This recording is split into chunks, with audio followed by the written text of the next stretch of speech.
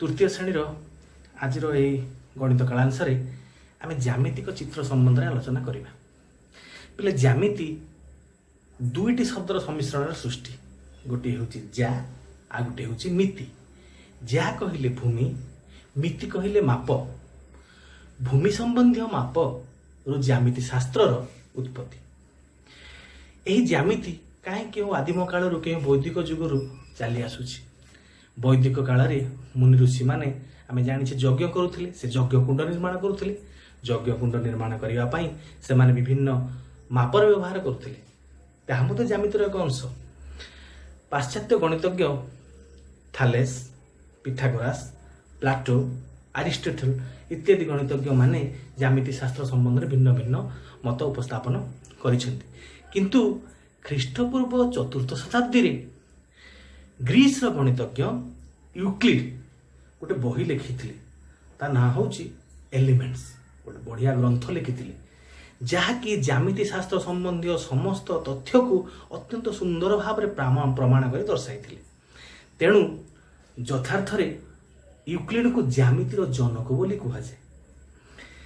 पिले आमे जो विद्यालय स्तर जो ज्यामिति सब पढ़ुछु सेगुड़ी को यूक्लिडीय ज्यामिति बोली कहुए। केवल पाश्चात्य गणितज्ञ नुह, भारतीय गणितज्ञ आर्यभट्ट, भास्कर, बराहमीर इत्यादि गणितज्ञ माने मध्य ज्यामिति संबंध में भिन्न भिन्न तथ्य दर्शाई जाइछन्ति। पिले प्रत्येक विषयर किछि विशेष प्रकार शब्द थाए। आमे वैदिक गणित पढ़िछे। वैदिक गणित जेपरि परमित्र, आधार, उपाधार, बीजांक, एकाधिक चिन्ह एई भली केते शब्द आमे व्यवहार करूछु। सेही भली ज्यामिति शास्त्र रे बिंदु, रेखा, रेखाखंड, रश्मि, कोण, वृत्त, त्रिभुज, चतुर्भुज यही भली भिन्न भिन्न शब्दर व्यवहार कराए। या गोटे गोटे पद बोली कहुए, ज्यामितिक पद बोली कहुए। आज आम यही कालांश बिंदु एवं रेखाखंड संबंध में आलोचना करवा। बोले प्रथमे बिंदु संबंध में आलोचना करवा।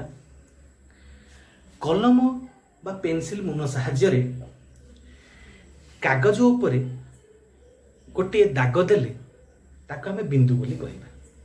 बोले देखिबा मु एठारे गोटे दाग देले, यह को बिंदु बोली कहबा। बोले बिंदु एक ज्यामितिक चित्र अटे, मात्र यह एक मौलिक पद बा संज्ञा विहीन पद। बोले संज्ञा विहीन कौन अर्थात बिंदु आमे काहाकू कहबा। जे मैं प्रश्न पचारि हो ताकू एभली एक वाक्य रे मु कह जे बिंदु काहाकू कह जाए, आम से कहीपर ना। बिंदु संबंधी भिन्न भिन्न तथ्य मुझे उपस्थापन करी, विभिन्न तथ्य ता संबंध में कहीपरि, किंतु काहाकू बिंदु बोली कहबा निर्दिष्ट वाक्य रे कह ता कहबा असंभव। तेणु ताको संज्ञा विहीन पद बोली कह जाए। बिंदु हेउछि एक मौलिक पद, यह मध्य एक ज्यामितिक चित्र। बोले देख यह कागज अटे। मु बर्तमान कागज को भांगिली, प्रथम 2 भांग कली, 2 भांग कली, पुणी यहाँ को आउ 2 भांग कली। वर्तमान कागजटी भंगा जाइथिबा कागजटी को वर्तमान मु फिटेली। देख पिले जो 2टी भांग जो स्थान में मिलित हैला एक बिंदुर आकार सृष्टि करिछि। एबे जो भांग जो पड़िथिला ताहा एक रेखा रूप धारण करिछि, अर्थात 2टी रेखार छेद बिंदु एक बिंदु अटे। जेकोसी पृष्ठारे आमे कार्य आरंभ करू बा कार्य शेष करू ताहा एक बिंदु अटे। तो मन धारणा आसुथिबो जे कार्य किपरि आरंभ कलता बिंदु हो। तो प्रथमରୁ कहली आमे जेतेबेले गोटे पृष्ठारे किछि लेखिबाकू आरंभ करिबा, आमे प्रथमे मनटी को सेठी रखिबा। तेणु हेडा बिंदुर आकार हैला, तापर आमे सेठू लेखिबा आरंभ कले। तेणु जेउठारे आमे मुनटा को कागज रे रखिले ताहा एक बिंदु हैला। तेणु कार्य आरंभ और कार्य शेष जेउठारे हुए ताकू मध्य ताहा एक बिंदु अटे। पिले तुमे 2य श्रेणी रे विभिन्न घन वस्तु संबंध में जानी। यह एक कोन आकृति अटे, यार शीर्ष एटा कोन शीर्ष अच्छी, यह एक बिंदु अटे। यह एक आयत घनर मॉडल अटे, यार शीर्ष मध्य बिंदु अटे। आम गोटे बिंदुर नामकरण करने ओडिया अक्षर बा इंग्राजी अक्षर व्यवहार करूँ। क,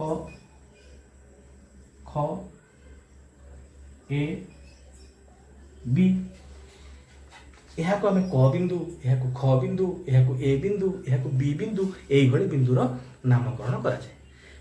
बिंदुर नामकरण करा जाई पारिबो। गोटे बिंदु गोटे अक्षर माध्यम तार नामकरण करा जाइथे।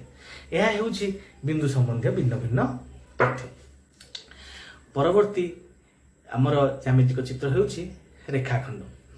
पिले एक समतल उपरे दुईटी पृथक बिंदु को स्केल साहाय्य रे जोग कले जो चित्रटी उत्पन्न हुए ताहाको बिंदु कहा जाए। पिले देखिबा मु एठी दुईटी बिंदु देली, वर्तमान स्केल साहाय्य रे यही दुईटी बिंदु को जोग कली।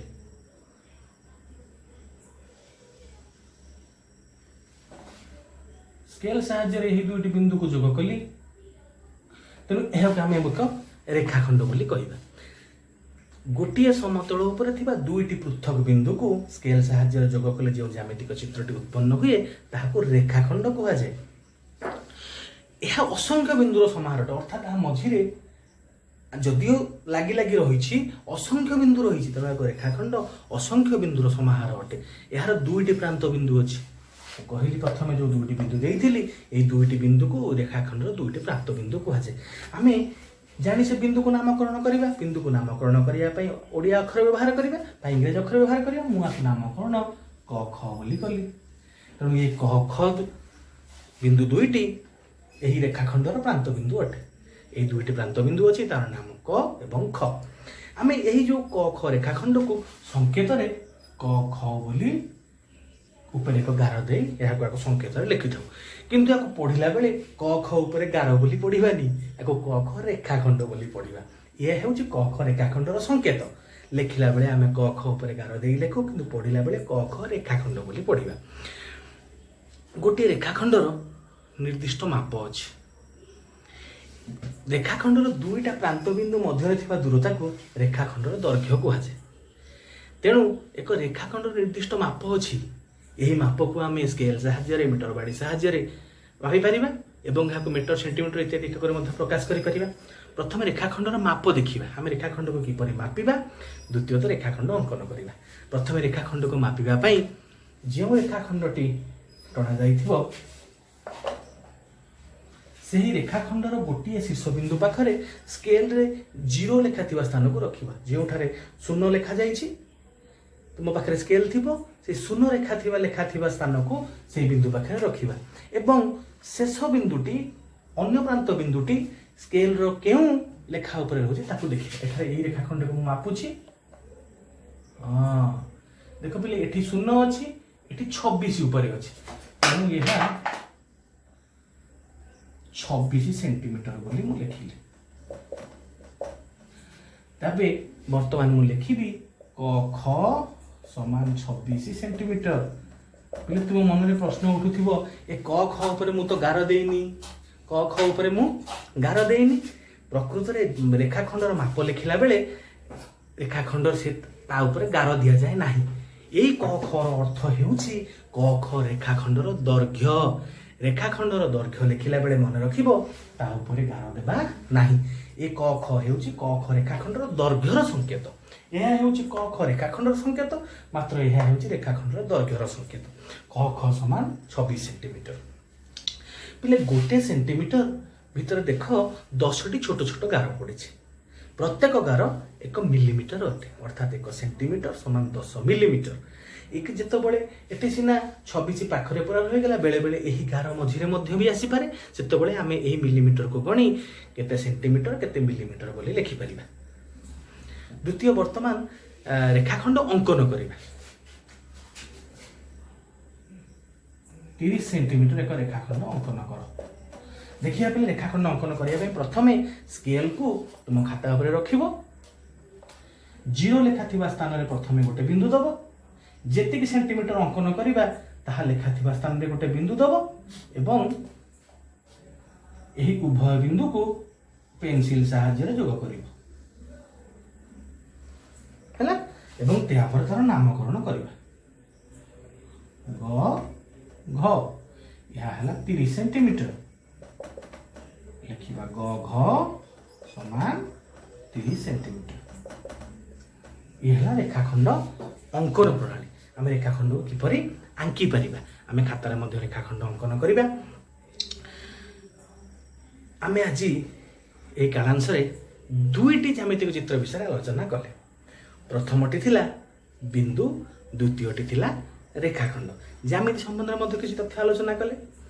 ବିନ୍ଦୁ ସମ୍ବନ୍ଧୀୟ ତଥ୍ୟ ଗୁଡ଼ିକ ତୁମେ ଗୋଟେ ପରେ ଗୋଟେ ସବୁ ନୋଟ୍ ଡାଉନ୍ କରିବ। ରେଖାଖଣ୍ଡ ସମ୍ବନ୍ଧୀୟ ତଥ୍ୟ ଗୁଡ଼ିକ ମଧ୍ୟ ଗୋଟେ ପରେ ଗୋଟେ ନୋଟ୍ ଡାଉନ୍ କରିବ। ଲେଖିବ ରେଖାଖଣ୍ଡ ସମ୍ବନ୍ଧରେ ତୁମେ କ'ଣ କ'ଣ ସବୁ ଜାଣିଲ, ବିନ୍ଦୁ ସମ୍ବନ୍ଧରେ ମଧ୍ୟ କ'ଣ କ'ଣ ସବୁ ଜାଣିଲ। ଆଜି ଆମେ ଯେଉଁ ତଥ୍ୟ ଆମେ ଯାହା ଆଜି ଏ କାଳାଂଶରେ ଅଧ୍ୟୟନ କଲେ ତା ସମ୍ବନ୍ଧରେ ତୁମକୁ ଏକ କାର୍ଯ୍ୟଫର୍ଦ୍ଦ ଦେବି। ସେହି କାର୍ଯ୍ୟଫର୍ଦ୍ଦକୁ ସମାଧାନ କରିବ। ପରବର୍ତ୍ତୀ କାଳାଂଶରେ ଆମେ ଅନ୍ୟ ଜ୍ୟାମିତିକ ଚିତ୍ର ସମ୍ବନ୍ଧରେ ପଢ଼ିବା। ଧନ୍ୟବାଦ।